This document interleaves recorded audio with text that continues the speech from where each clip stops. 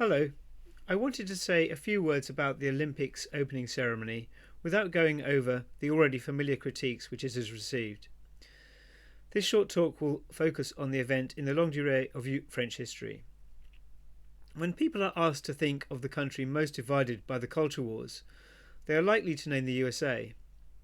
France, with its laïcité, tricolore and rally to the Republic, might not even appear on the list. But few countries are as divided by our world civil war as much as France. Catholic traditionalists and left-wing progressives have been at war with each other since the 18th century. Despite periods of extreme persecution, the Catholic Church in France showed enormous resilience, and after each attack would recover and grow again.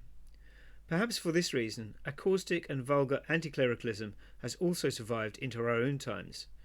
I believe that the peculiar tableau of the Olympic ceremony must be seen in this light. It was also interesting for me to see the fear which the past still instills into progressives. Despite centuries of critique, the post-Hegelian view of historical progress remains the dominant and even unquestioned paradigm, not only in academia but in the Western mindset. Overtly Hegelian theses, such as that of Fukuyama, may have been displaced, but the basic tenets of the Hegelian model of history remain.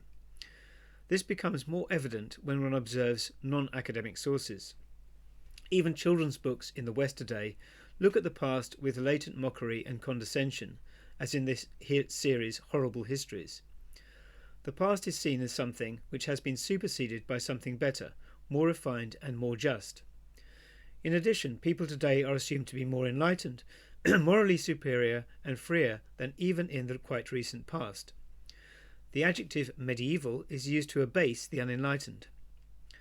The movement towards this betterment is not seen as something linear and inevitable, but as the spiral struggle of progress with its many setbacks and obstacles overcome. The past, with its rootedness, customs and beliefs, must be ridiculed and sneered at in order to render impotent its menacing allure. A tour through French history could have begun with Charles Martel's epoch-making victory over the Muslims at Tours in 732 AD, which finally stopped the explosive advance of Islam. Instead, as we know, French history starts in 1789. The French Revolution is often viewed as the pivotal event of modernity, and the cultural elite of France like to portray it as the victory of reason and justice over ignorance and oppression. So it was no surprise that the event would be showcased at this strange ritual of the Euro elite. Needless to say, the ceremony did not depict the horrors of the Vendée, in which Catholic peasants were massacred en masse by the deranged new revolutionary state.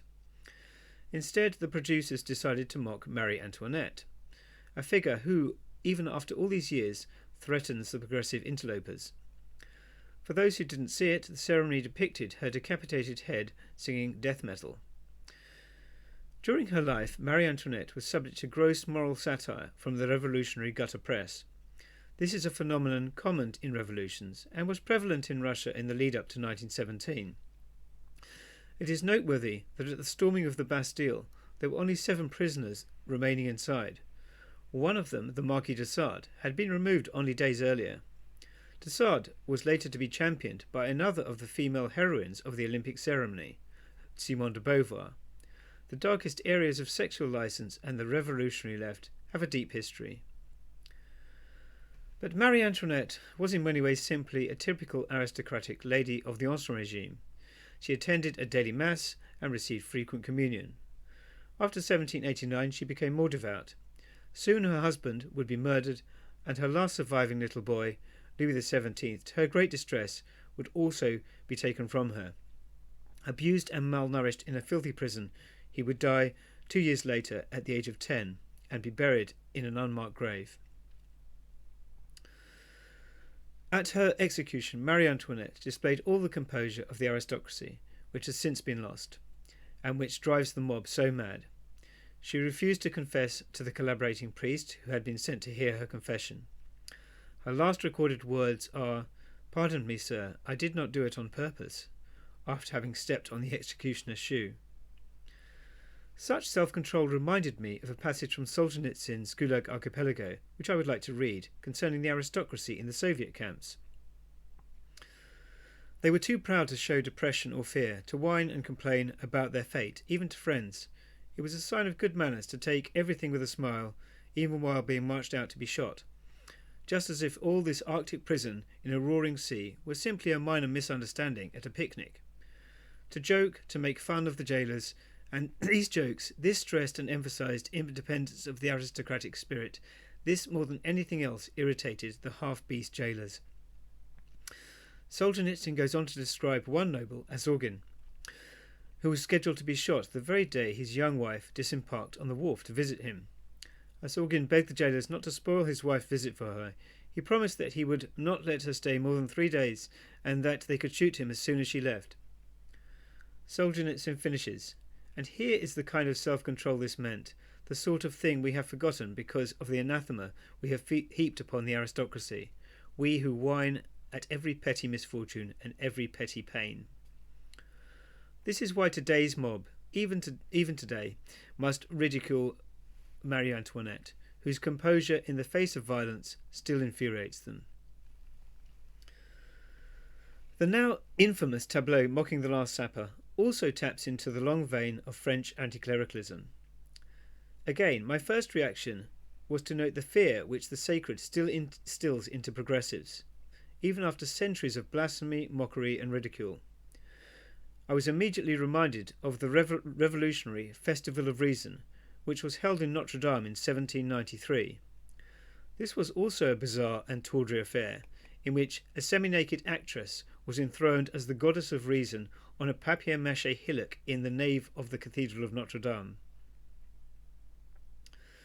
Now, of course, France could have chosen to present to the world the great victory of Charles Martel, the Gothic wonders of the Middle Ages, the heroes and martyrs of the Vendée. Perhaps most conspicuously absent from its golden heroines of French history were the Catholic saints of far greater fame than those in its secular pantheon.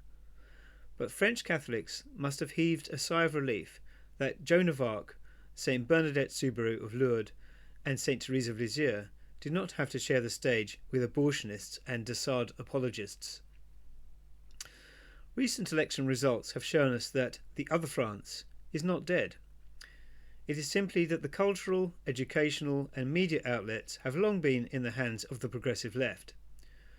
France, of course, was the source of the strongest resistance to the progressivist Reformation in the Catholic Church after Vatican II. A visit to the overflowing back-to-back Sunday Masses in St. Nicholas Chardonnay, just across the river from Notre Dame, is enough to make one realise how alive and vibrant the deep France really still is. Just a few steps away from the music hall vulgarities of the Olympic ceremony, the other France is quietly carrying on with its rich and devout life.